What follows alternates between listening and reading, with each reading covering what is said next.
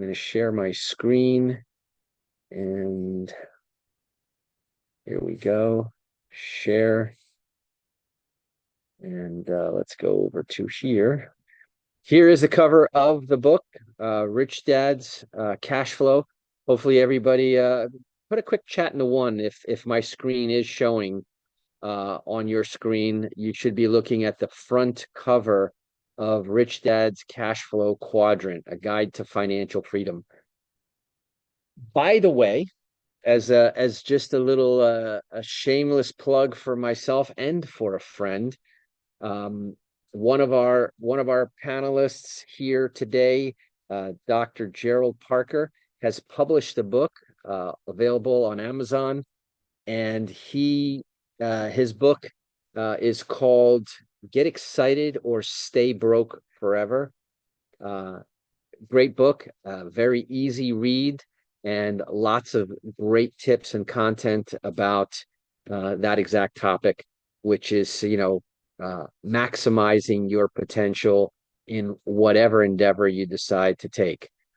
Uh, as well, Thursday, we just launched, and I, together with two partners, wrote a book called The 5-Year Career. So in fact, let me just do something really quick here. I just realized that my camera is not on, but you'll see right behind me here, the 5-year career logo. So if you go to the 5-year real estate career, this is first designed on how a real estate agent can start and complete his career in 5 years, not 40. And I think that's becoming the new paradigm. There's a number of different ways to do that. This is just one way to skin the cat. But I invite you to go check it out on Amazon. It's called the 5-year career, 5-year real estate career. So if you're a real estate investor or agent, this is a must read. So that being said, then there's Robert Kiyosaki's book here, The Cash Flow Quadrant, A Guide to Financial Freedom. And I will tell you that on my book, on my list of, let's say, top 10 must read books, this is one of them. This is one of them. And to be honest, the book that starts before this, which is Rich Dad Poor Dad, is also a must read. And if I were to do it in sequence, I would read Rich Dad Poor Dad first, then this one. But read this one, and when you go back to read Rich Dad Poor Dad, it will fill in any of the gaps, but you'll also see sort of a convergence of the themes. So this is a great opportunity for you to really get a look at what your cash flow is or is not doing. It's a great opportunity to see whether or not you're on the right track, especially if you're frustrated and don't think you're where you want it to be or ought to be. This book is a huge guide for you. So without further ado, let me go ahead and jump to I just wanted to show you a couple of quick things. So this is the cover. On page 14 here is going to be the table of contents. Just to give you a quick recap, the book starts out by introducing the concept of the 4 quadrants. And if you imagine a square that's divided into 4 squares, the top left is the E, below is the S, then on the right side is the B, and then below that is the I, and they stand for the employee, the self-employed on the left side. And one of the main concepts is that everything on the left side is non-leverage. In other words, this is you trading hours for dollars, whether you're a commission salesperson, an hourly wage earner, or even a salaried wage earner, you're in the employee quadrant, the worst quadrant to be from a tax point of view. And it's definitely trading 1 hour for 1 hour's pay, whatever that pay is. And whether it's $5 or $500, there's typically there's a limit to how many hours a day you even can work, 24 if you didn't sleep, but that's not sustainable. Then below the E is the S, which is self-employed, which in reality is you still, now you own your job. You might get paid at a higher rate, but still trading hours for dollars.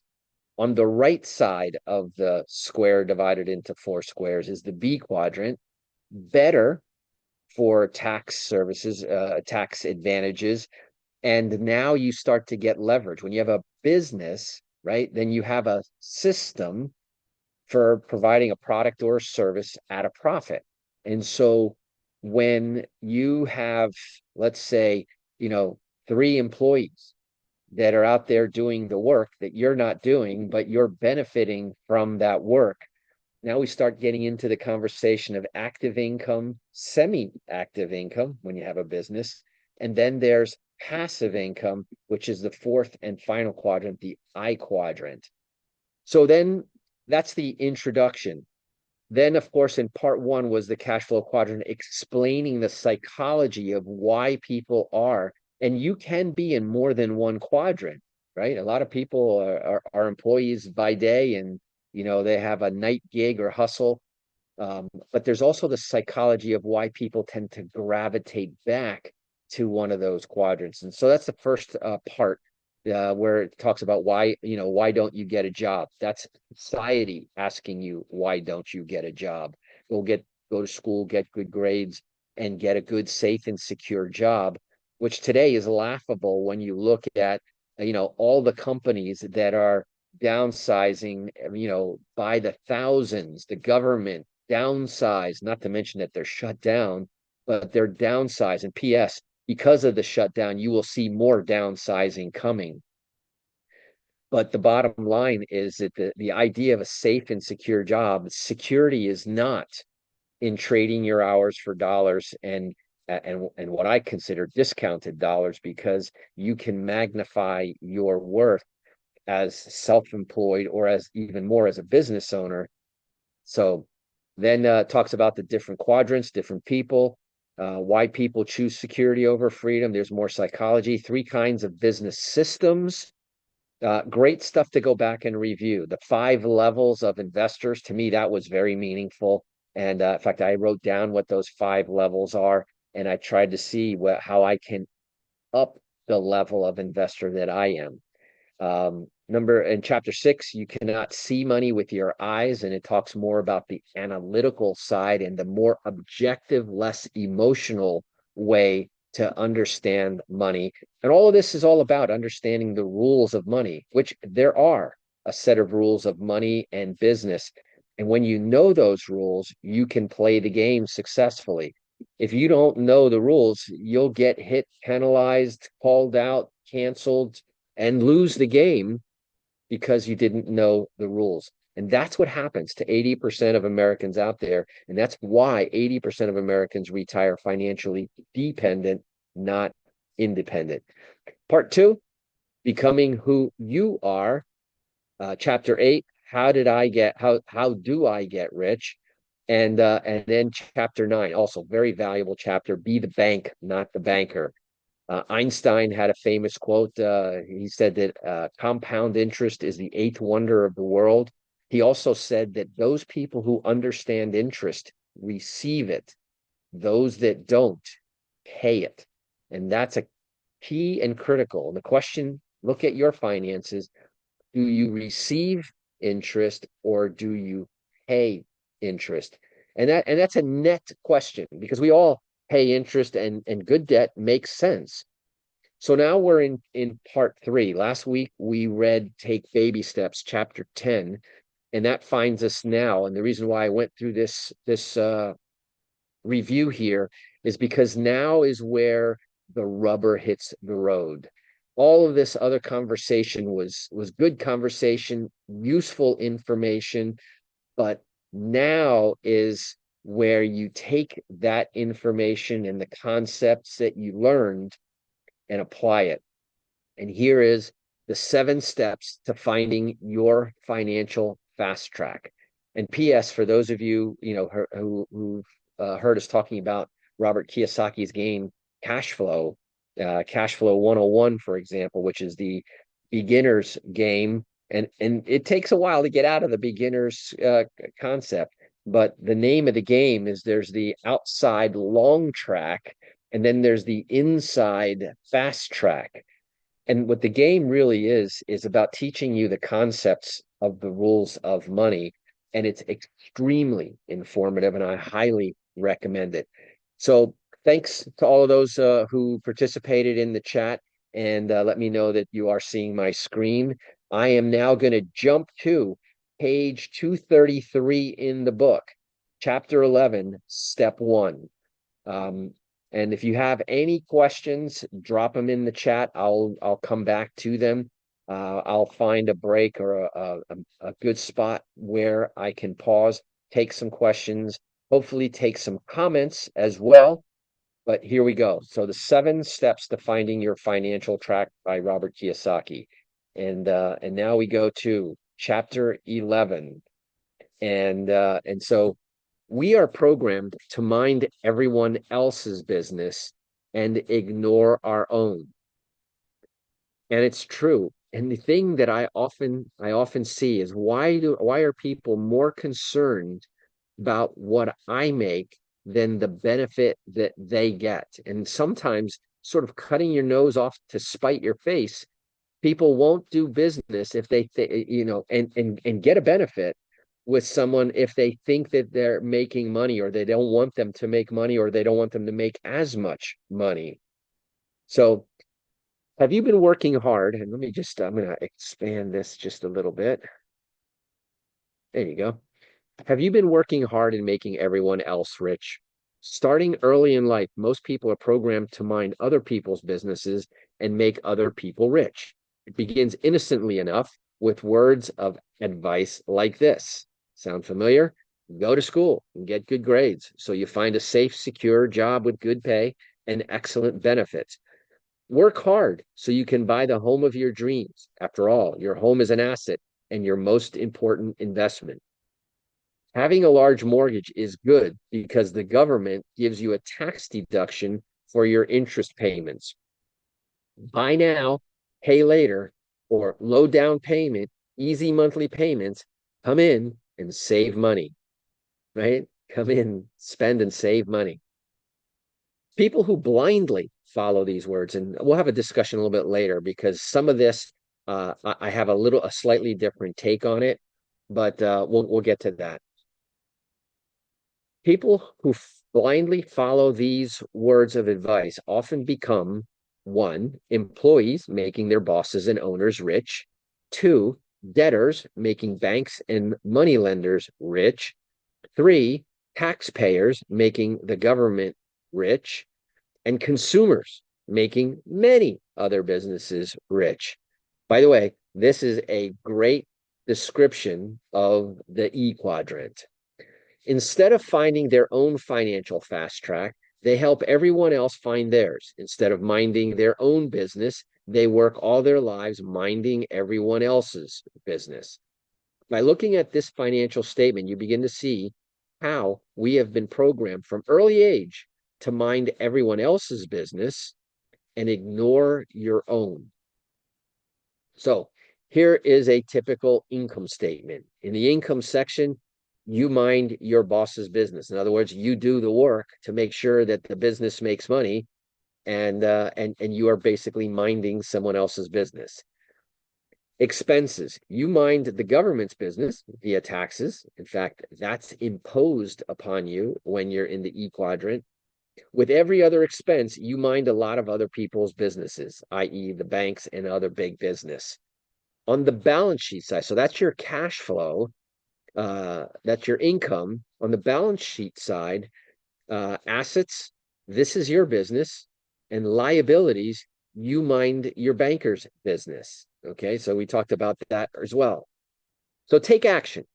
For many people, their financial statements are not a pretty picture simply because they've been misled into minding everyone else's business instead of minding their own business.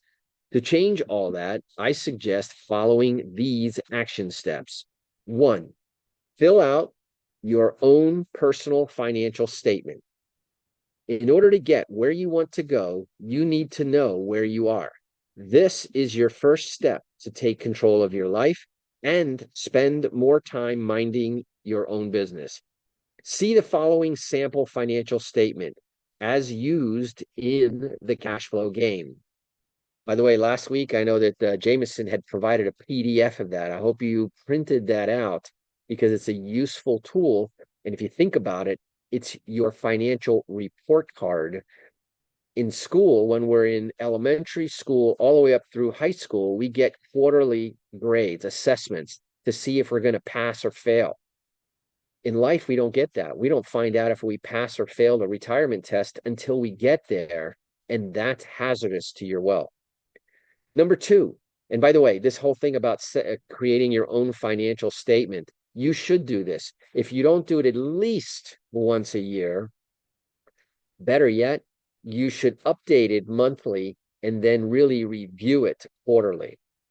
Number two, set financial goals. Set a long-term financial goal for where you want to be in 5 years and a smaller short-term financial goal for where you want to be in 1 year. Set goals that are realistic and attainable. My 5 year financial goals are, for example, I want to increase cash flow, i.e., passive income, income you earn without having to work for it from my assets to be X dollars per month. I want to have investment vehicles in my asset column, for example, real estate, stocks, businesses, commodities, metals, etc. So there is the part where you start. Point A is that financial statement where you're starting from, and it is what it is. Don't judge yourself on it. Then there is the goal where you want to go. Where is point B? And that's what my 5 year financial goals are.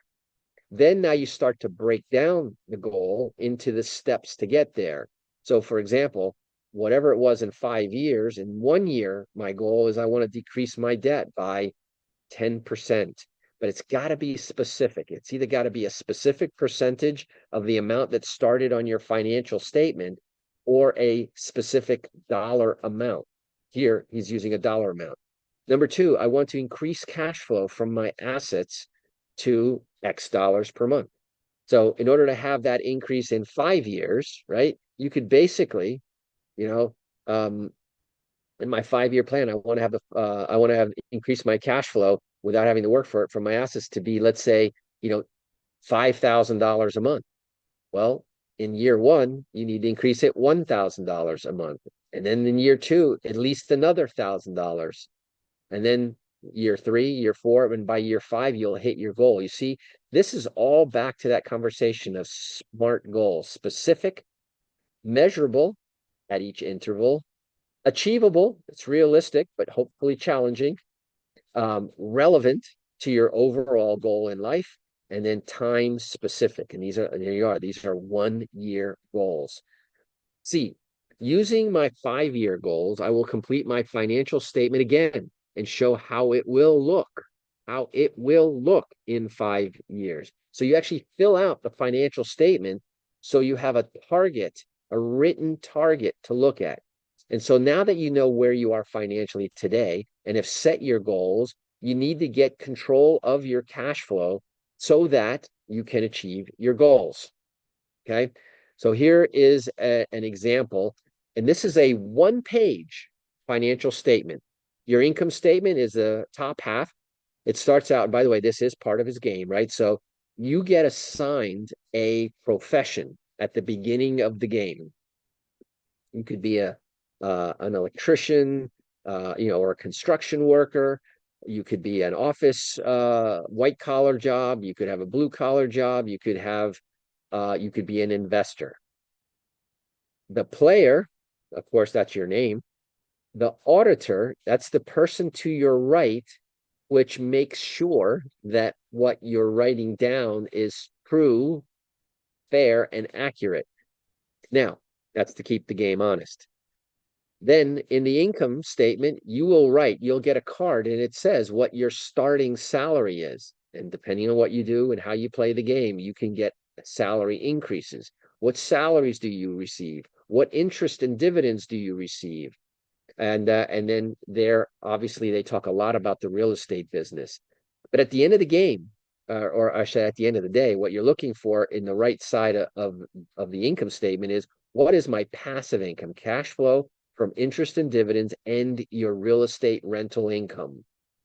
That is the magic focus number. And I will tell you that I didn't, I heard this many, many years ago. It's in writing my latest book that I focused on the three types of income. And I realized that I should have been focusing much, much more on the passive income side of things. Then there is the uh, expenses, right? How much you pay in taxes, your home mortgage payment, school loan payment, car loans, and all that other good stuff. So that's really cool. And so you break it down, and then the game will assign you a number of children. And here's the bottom line, financially speaking, you begin with 0 children, right? But you acquire children somehow, birth or adoption, and kids cost money, period. I've heard numbers that, to raise a kid all the way through college is now getting close to $1 million per child. Now, remember, at the average income, and this is a low number, at $50,000 a year over 40 years is $2 million. So think about that for a second.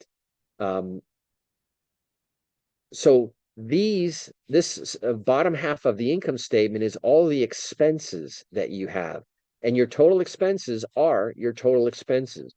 And the name of the game to advance is to get your passive income to be equal and then greater than your total expenses. Because then it doesn't matter what you do and where you spend your time. That's when you have literally bought back your time. And so that's really the concept of the game. Then is your balance sheet, assets and liabilities. This is where you start to accumulate those assets that provide that passive income. And in my life as a real estate investor, I always knew about acquiring assets and so forth. But I think I would have been better had I focused more and more, not just on the asset accumulation, which provides good income, but on the passive income information to find out and maximize how much can I make without actually trading hours for dollars. So the balance sheet here talks about all of the things that you own on the left side and all of the things that you owe on the right side. And then what you do is you subtract your liabilities from your assets, and that's your net worth. And the game goes into that as well. But this is a great thing in your book. Um, take a copy of it. There's a PDF. I don't know if Jameson can put that PDF in the chat again, because I find having that is very, very useful. So that brings us to chapter 12, step 2, right? What was step 1? Going to make you a bit dizzy, but step 1, very important. Time to mind your own business. In other words, assess your business, assess your starting point. Okay, so now we're go to chapter 12, step 2. Take control of your cash flow. People who cannot control their cash flow work for those who can. Ooh, that's a punch in the gut, isn't it? People who cannot control their cash flow work for those who can. Many people believe that simply making more money will solve their problems, but in most cases, it only causes bigger ones. The primary reason most people have money problems is that they were never schooled in the science of cash flow management. They were taught how to read, write, drive cars, swim, but not how to manage cash flow. Without this training, they wind up having money problems and then work harder with the belief that more money will solve the problem. As my rich dad often said, the more money will not solve the problem if cash flow management is the problem. And think about that. And that's where they come the expression, people who are broke at a higher level.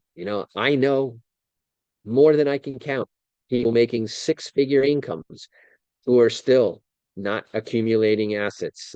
And here's the very problem. So the most important skill after your commitment to mind your own business, the next step as the CEO of the business of your life is to take control of your cash flow. If you do not, making more money will not make you richer. In fact, more money makes most people poorer because they often increase their spending to get deeper into debt every time they get a pay raise. Who is smarter, you or your banker? The majority of people do not prepare personal financial statements. And by the way, on my radio show, I always say, if you don't prepare your financial statements, someone else will for you and in their interest, not yours.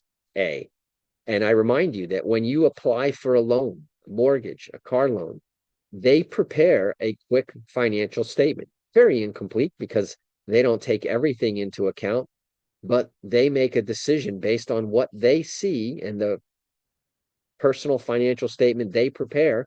And, I've been preparing financial statements for people for 25 years. And if you notice, and if you were to look carefully at a mortgage application, checking your income minus your expenses, especially your debt, looking at your assets, looking at your liabilities. And if you have more assets than liabilities and you have some assets to guarantee the loan, it's a green light. If not, it's a red light. If you have income sufficient to pay the loan, it's a green light. If you don't have, if you there's no more income left after all your expenses, it's a red light. So you see, there's more red lights than green lights when someone else prepares your financial statement. So, as CEO of your life, always remember these simple words and diagrams from my rich dad, who often said, for every liability you have, you are someone else's asset. Ooh, ooh. Oh, and I skipped a paragraph. Most people believe that keeping two sets of books is illegal, and that is true in some cases. But if you truly understand the world of finances, there always must be two sets of books. Once you realize this, you will be smart and maybe smarter than your banker. So again, as the CEO of your life, always remember these simple words and diagrams from my rich dad, who often said, for every liability you have, you are somebody else's asset. And the following is an example of two sets of books, yours and your banker's. On your balance sheet, your mortgage is a big liability. On your banker's balance sheet, your mortgage is an asset to them. As CEO of your life, you must always remember that for each of your liabilities or debts, you are someone else's asset. And that's a writer downer. That is the real two sets of books accounting. For every liability, such as a mortgage, car loan, school loan, and credit card, you are an employee of the people lending you the money. You are working hard to make someone else rich. This is one of my favorite topics, good debt versus bad debt. Rich Dad often cautioned me about good debt and bad debt. He would often say, every time you owe someone money, you become an employee of their money.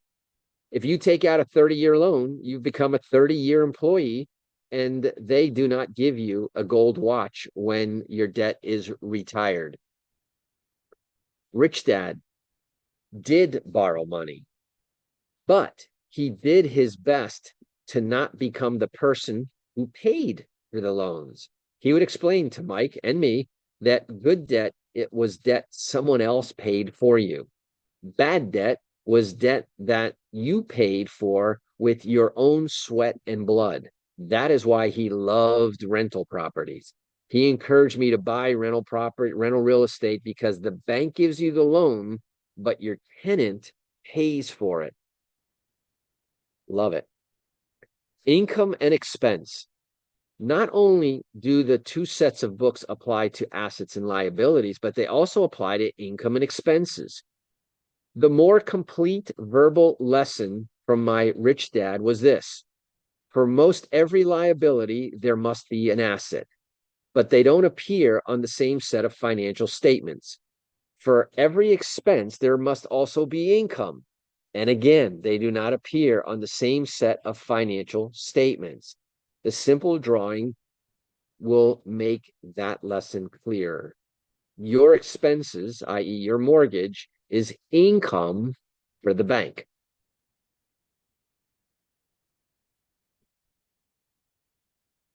The financial fast track and the rat race. The concept of two sets of books can be used to show you the financial fast track and rat race. There are many different types of financial fast tracks. The diagram below is one of the most common. It is the track between a creditor and a debtor.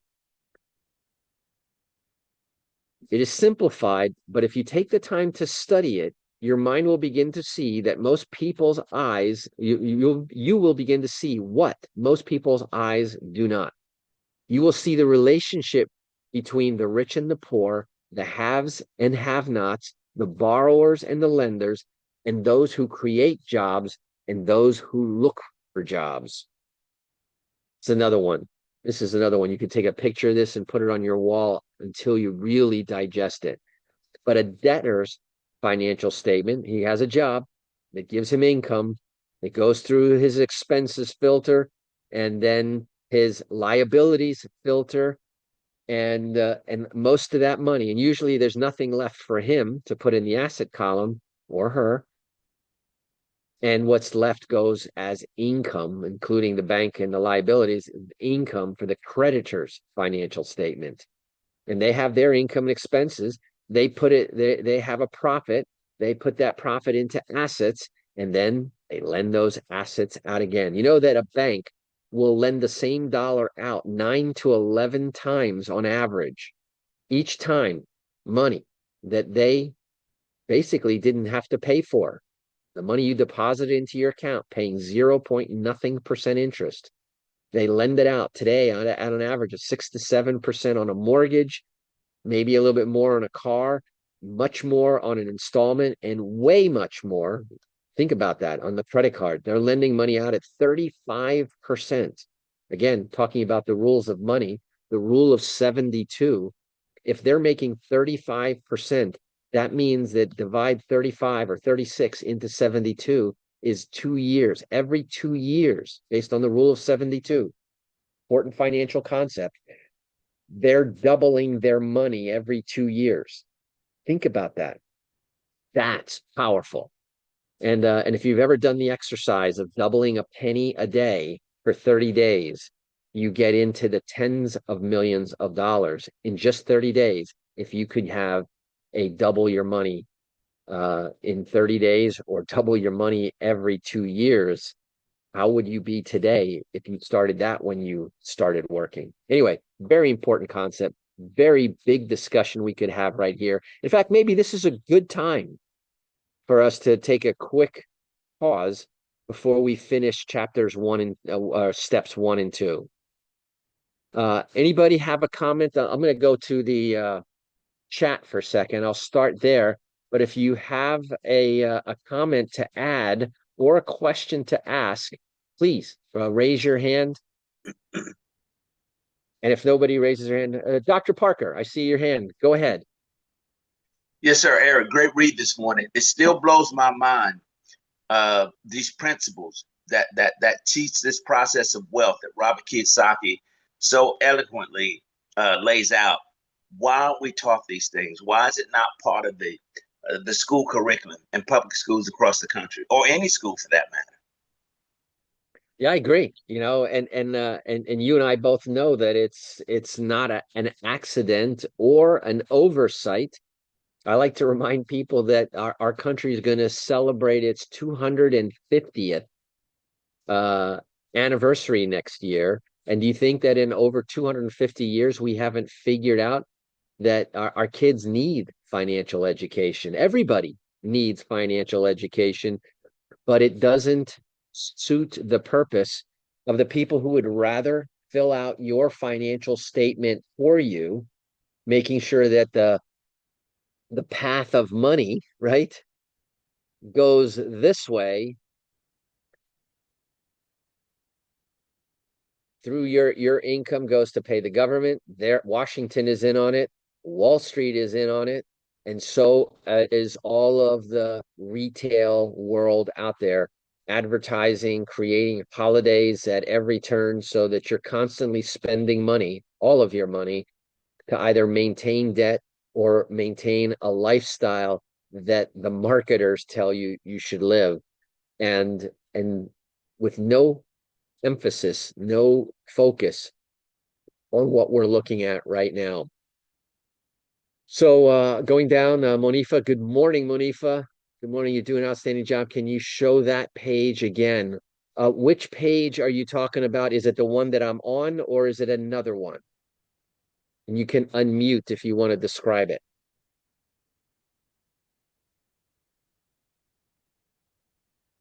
Eric, good morning. Good morning, everyone. I think Good morning, it's the page Fernando. you were showing. I think it was Hey, good morning, Eric. I think it was 235. 235. Jump back there. 236. This is on 234. This is the income when this is you minding your boss's business. If you want to take a quick screenshot of that, be my guest. This is the don't do this picture. Then on 235, and by the way, I'm going to put the link to the book so that you can go and then look at this on your own device and copy or print any of the pages that you want. 235, there's no picture. And then the next picture, well, the next diagram really is on page, he calls it 237, which is the financial statement. And this, I think you should print out. Definitely take a picture of that. I can't get it, the whole thing. Well, here, let me do this. Now I got the whole thing on one page. If you want to take a snapshot of that, then you can always. Thank you. You're welcome, Monifa. Yeah, I You're wanted welcome. those questions. There were a couple of questions on 235. Aha. That's why I wanted. There you go. Yes. There you go. Thank you, And dear. then, Doing an outstanding job this morning. It's just a big thank you, question Monifa. to me why they aren't teaching this in schools. Why? It's Yeah, all by it demise. It's all by design that and then you're saying in 250 years, and we don't have people that are astute financially, just a few. I mean, that's so sad. Yeah, and like I said, it suits them. So there's no incentive. The more you pay in taxes, the more people that stay in the E quadrant, better for government, better for big business, better for the banks. So here's where we have an opportunity. First and foremost is to put our own financial life in order. Like they do on an airplane. They says when the oxygen mask drops down, when great nuggets of information like this drops down, put the mask on yourself first, because you cannot help another person while you're gasping for air. So use this book and do the exercise. It's in Dr. Parker's book, Get Excited or Stay Broke Forever. It's in the book called The Miracle Morning. It's something that I've talked about and do every single day. I don't know for how many years now. And one of the things is to read, right? Read 5, 10 pages a day. That's it. Because if you think about it, if you only read 10 pages a day, which you can probably do in, depending how fast you read, 10, 15, maybe half an hour. Half an hour, if you think about it, that's like reading a page every 3 minutes. And the exponential effect at the end of a year, you will have read 3,650 pages. Tell me that won't make you smarter just doing that. So that's number one. Number two is that now I've taken it kind of a step further, and I go like, what I read today, what can I do today to implement the concept or the thought to make it stick, right? Because when we see something, when we hear something, we forget it quickly. When we see something, we remember it longer. But when we do something, we almost never forget. So just a little fun side tip there. Fernando in the comments said a 5-year game plan is a short-term proposition. If you think about it in the scope of life, that's very true. Lots of folks think it's a long-term proposition. And I always ask, compared to what, right? You know, there's another great saying that says that people often overestimate what they can do in 1 year, but they often underestimate what they can do in 5 or 10 years. And so to that point, and that's why 5 years is a very reasonable amount, right? Um, After 5 years, and we got new presidents, new laws, new economies, new everything. But you can reasonably predict and plan for the next 5 years and adjust along the way on an annual basis. So Cecilia Howard says great information to get engaged in yourself. That's true. Minding your business. Then iPhone says, I love minding my business, just didn't know I was minding it the wrong way. Ain't that true, right? You know, if when you first read the title, it's almost misleading, right? That you're minding other people's business. Um, and it's not so much their social business and their life, but it's their business, your boss who's making the money wherever you're employed. Monifa says people who can't control their cash flow work for people who can. Yeah, a little shock emoji there. And obviously we got some agreement in there. Monifa agreed. I also agreed, and so did Cecilia. Then we have, if you don't prepare your financial statements, someone else will. Yes, thank you for the credit for the quote. And I do say that all the time. For every liability, you are somebody else's asset. And like I said, isn't that a smack in the face reality check? So then Cecilia, for every liability you have, you are someone else's assets. Yep. Robert Kiyosaki. Your mortgage, financing a car, credit card are all income for the banks, and a renter is also income for the landlord. Passive income for all except those who owe and rent. And that's why, you hear my radio show is all about changing people's lives through affordable housing. And that's that's my personal mission. And being able to understand money and then pass that along to people as they get new houses, and to instruct them and guide them, to give them the resources so that they can become their own prepare of their financial statement and the determiner of the outcome in 5 years. So finally, Monifa says, yes, Penny doubled. That's a great example. Penny spending money, paying more taxes while spending. Not quite sure. Spending money, paying more taxes while spending. I think there was more to that. And then iPhone Eric, said, I meant to say, as we spend money when we go to not restaurants, we go not grocery shopping or things that we buy. We're constantly paying taxes, especially here in California. I think it's 10 cents per dollar. that's right. Yeah. And California has a state income tax. They have the city income tax. California is a highly, highly taxed place to live. Yet, lots of people live there.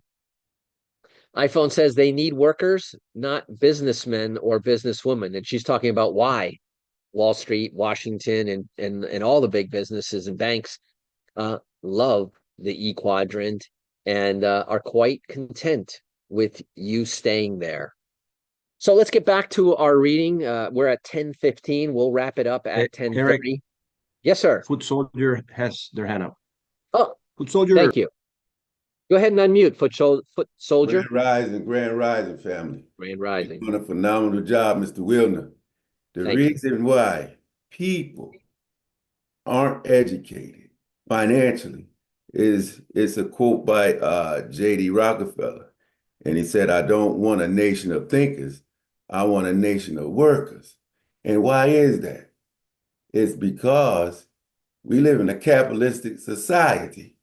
So it has to be people, it has to be the upper class and the middle class or the lower class. It has to be rich and poor. Without rich and poor, capitalistic society won't function.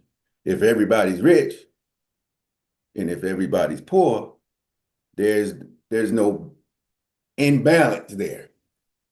So that's why it isn't working, but it is working, if that makes sense. Yeah, it's an interesting debate, and I would even suggest that if everybody were rich, then things would be wonderful, right? Because everybody has the ability to eat, have transportation, have shelter. There would be no issue. And but that's, utopia. That's idealistic. There's always going to be a disparity, mainly because of cash flow management, right? As people are not educated. You see, here's the maybe a little bit bigger picture is this whole concept, and JD Rockefeller is from the industrial age, back Correct. when they started manufacturing, and you had big industry, and what big industry needed was workers. So the smart people, we absolutely need thinkers. Elon Musk is a billionaire because he is a thinker, and same with Mark Zuckerberg. Today we're in an information age, and so here is the danger that's happening right now. Up until now we needed lots of workers, but look at what's happening even now with AI. People have been saying, and I think incorrectly and maybe ingenuously, which is a nice way of calling people a liar, that AI will not take your job. People who are using AI will. And that's true on the front end. But when you can get you should see the kind of advice. I'm doing a lot of work in the AI space right now, and I'm absolutely convinced, beyond a shadow of a doubt, that telemarketers will cease to exist in the next 10 years. Uber drivers will cease to exist in the next 10 years when we have driverless cars and AI is driving you around everywhere you go. So we went from, the old taxi, part of a union, you had to buy a medallion in New York, which costs $1 million to be a taxi driver in New York, to today, you and me could go and park our car in New York and start picking up people on an Uber app tomorrow with zero resistance to a barrier to entry. So today, knowledge and information, in fact, we need a nation of thinkers, and that's the fallacy there. The industrial age people, and Robert Kiyosaki even said this earlier in the book, that this whole concept of go to school. And why do you think big business funds schools, particularly universities? My prediction, universities will be a thing of the past, because I can get everything that I need to learn today on the internet, and even easier in Chat GPT. Yesterday I designed a website. So my website designer is out of a job. Over the last several weeks, I produce now my own radio show. I write my own script. So the writers, and you see Hollywood, that's why they had that big strike, is because AI can create, AI can mimic some of the best writers in half the time. And so now there's a danger. So capitalism basically says, for a dollar value, a dollar paid. And people who create value, whether by thought or by physical work. But what you're seeing today is routine, low education jobs pay low per hour, right? And pretty soon you're going to have robotics assembling the entire automobile assembly line is going to become 100% AI and robots. Warehouse workers, think about all that. Where are these people going to go if they don't think? Exactly. So, Education system was designed for people to fall in line. That's why you have right, desks in line. The bell rings to go to lunch. The bell rings to go to you come recess. back. Everything was systematically implemented. Programmed by the industrial age who, but today the giants are not the Toyotas of the world, the Fords of the world. They're dwarfed by the Microsoft, the Googles, the Amazons, the Alibaba, and all of this automation. And there's companies, Nvidia, that companies that you've never heard of, you're going to hear about.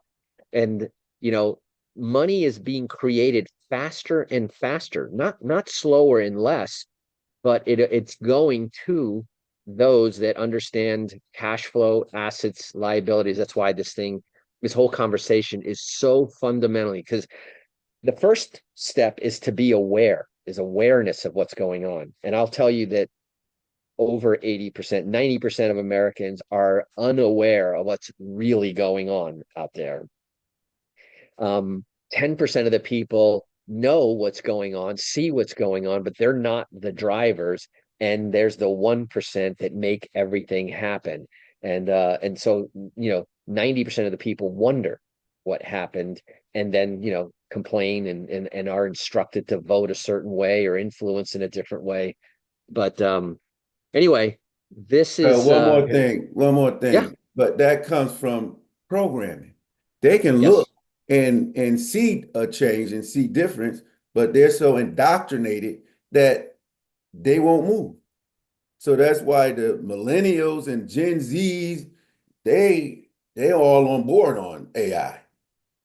They're going to capitalize on it because they don't have to unlearn all the indoctrination that we learned.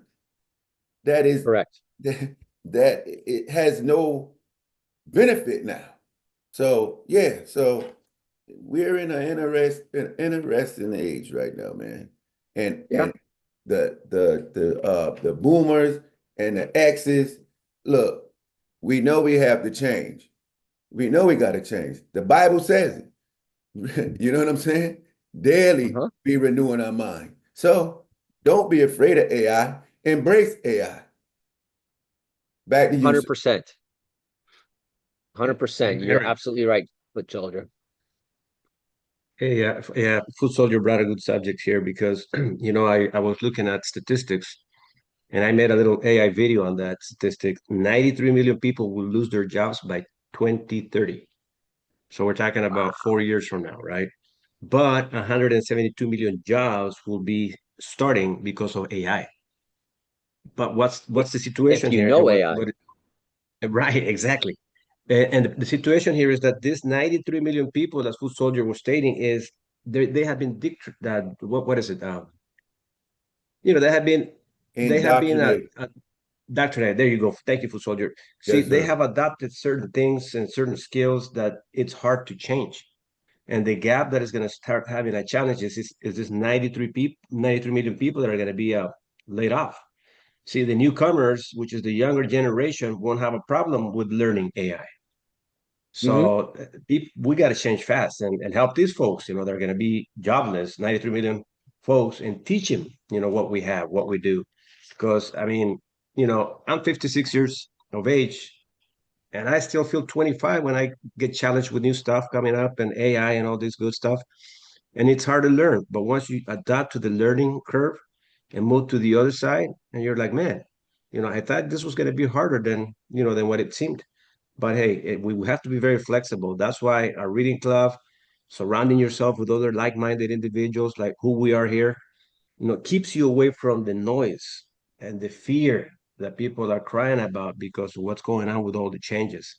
So, Eric, thank you so much. What an awesome read this morning.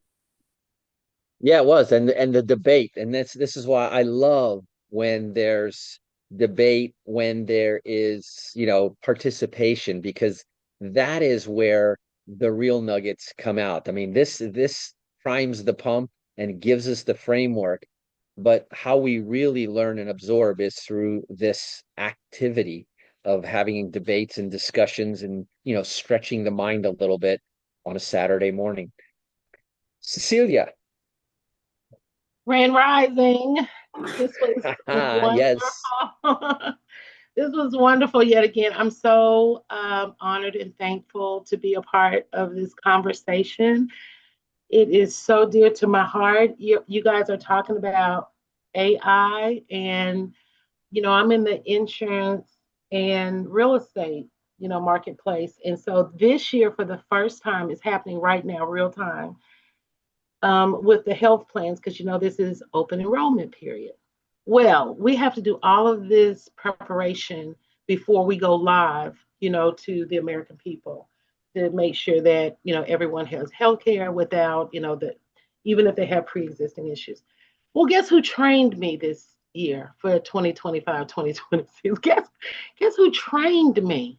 2 letters. AI. Yeah. Now, first of all, I'm Gen X, so I'm in the middle. I'm always talking to baby boomers and I'm always talking to millennials. So it's like they're a part of me, right wing, left wing. It's all the same bird. And it's I talk to AI every day, every every day. Helps me every single day. Because right now I could not do what I'm doing while working a W-2 job. While I was flying, I couldn't do it AI was my assistant. And just like you said, Eric, writing the scripts for you, yes, you don't have to do the flow. You don't have to come up with it. It helps. So, whew, Yeah, you make yeah. me think, when I used to do my radio show, uh back in the 90s, no, in the early 2000s, I used to have to spend a couple hours preparing the show, then driving half an hour to the studio, to the station, doing my radio show for, at that time, it was an hour-long show, and then another half hour driving back. So it ate up 4 or 5 hours of every day of the week. Today, I do my radio show from my studio in my home. So I knocked out a minimum of an hour of commute time. I cut my preparation because now I have different workflows and systems that I work in.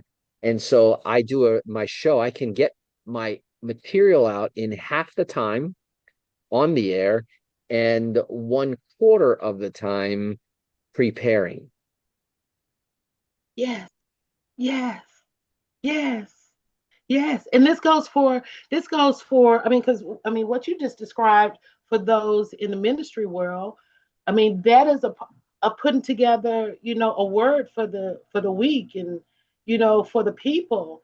It's so much studying and reading and books are everywhere and you're pulled from both ends. It has given I couldn't I couldn't have went on the way that I was going. Now AI is giving me an opportunity to do things that I haven't even done in 38 years. It's Yep. back on the table. It's back on the table. And now having a vehicle with having a vehicle with MWR, with all this stuff I've been wanting to do, I thought I was going to take it to my grave. Now I can go ahead and when it's time for me to pass peacefully, knowing that I checked my check marks off and Yeah. protect it. Get a chance to have a little lifestyle that I, wanted to do for myself with the hard work. So here's an interesting little exercise. And I don't know if you've done this or not, but it is eye-opening. Is go out to Chat GPT, doesn't matter whether it's the free one or the paid one, And let me just tell you that the $20 that I pay for the paid version of ChatGPT is worth its weight in gold. Yeah. Gold. I highly recommend it. It's the extra features are way deeper. But ask go ahead in ChatGPT right now and type in who is Eric Wilner or who is Ron Copeland. Uh, your name is what I'm really telling you to do is go in there and ask who you are and see what the internet knows about you. I was shocked and amazed at all the stuff that it said about me, that it knew about me, that I didn't know was out there. And that tells you two things. Number one is that if you're a marketer, is what is out there in your benefit? And number two, is there enough of you out there? See, the cool thing about ChatGPT, for example, is it remembers everything and it has access to the entire universe on the internet. So think about this, Cece, because you said something that when I pass, you know, people who write biographies leave behind a history. Some people even do private biographies for their family. Think Yeah. about this. ChatGPT now has your biography. Yeah. The more you talk into it. In fact, there's an app, everybody's heard of Otter because you see the people recording the notes.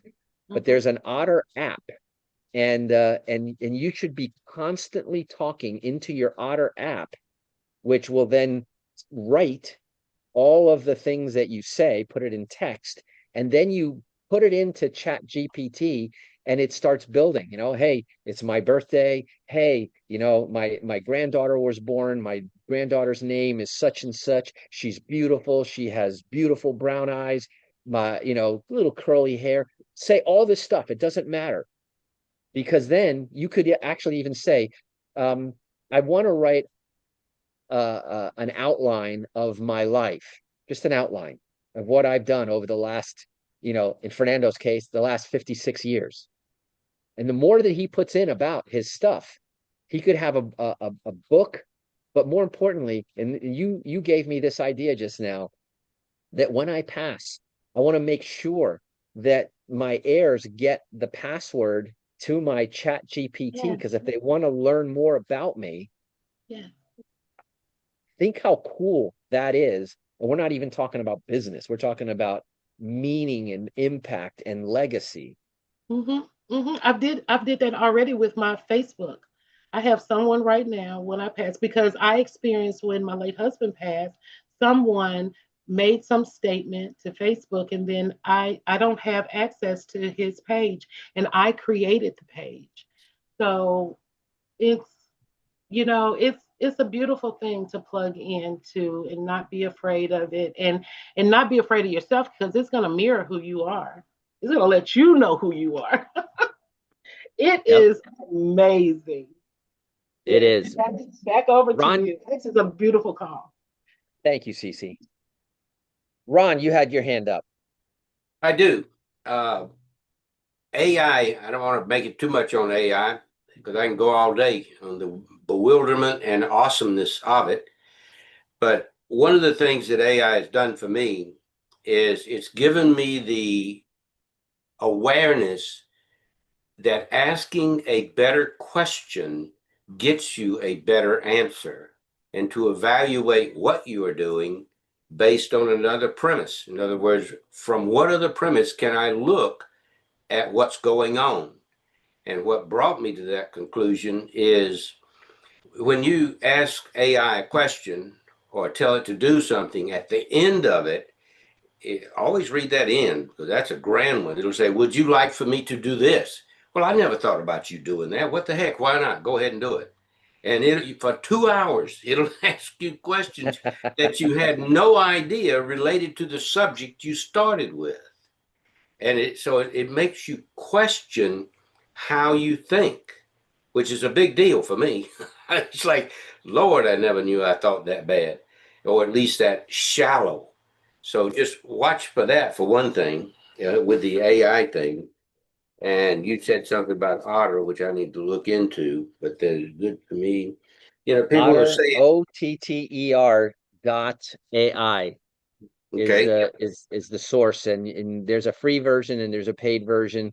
I'm still just using the free version, but it will, that's what you see a lot of people use when they go on a Zoom call, Yeah. and then Otter listens. It will write down, give you a transcript of the meeting. It'll summarize it, give you a timestamp of when, at what part it was seen, so that you can go back in the recording to that particular part. I mean, think about what time saving that is.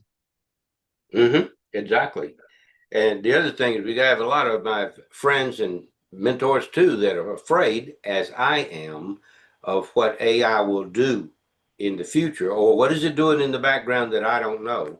Well, I need to realize that, is this going to benefit me enough that the risk is worth it? And right at the moment it is. I'm not sure in the future. I don't know about that. It is growing much faster than I am.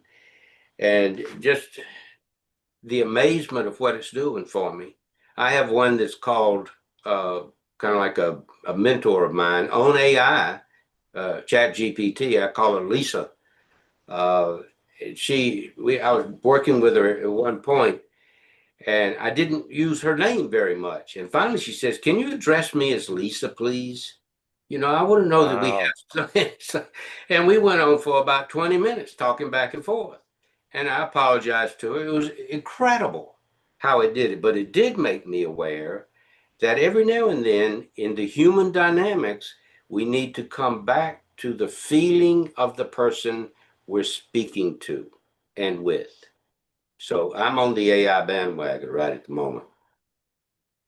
And I So, think that's a big deal. We can use it for what we're doing here. One, training, and two, how to relate to the people we want to enroll in MWR. I'm done. 100%, and you're only limited by your imagination, and even greater, because as you were just saying, so like a lot of times I'll say what it does and what I want, and then I'll say something like, as an expert in the field of real estate, what other questions should I ask? Exactly. you know, Exactly. and then it'll build on what I did, and all of a sudden, it opens up doors that I didn't even think about or just hadn't remembered or whatever. So, you know, um, it's 10:38. I hate to end in the middle of a chapter, but discussion was so good that I think it was worthwhile.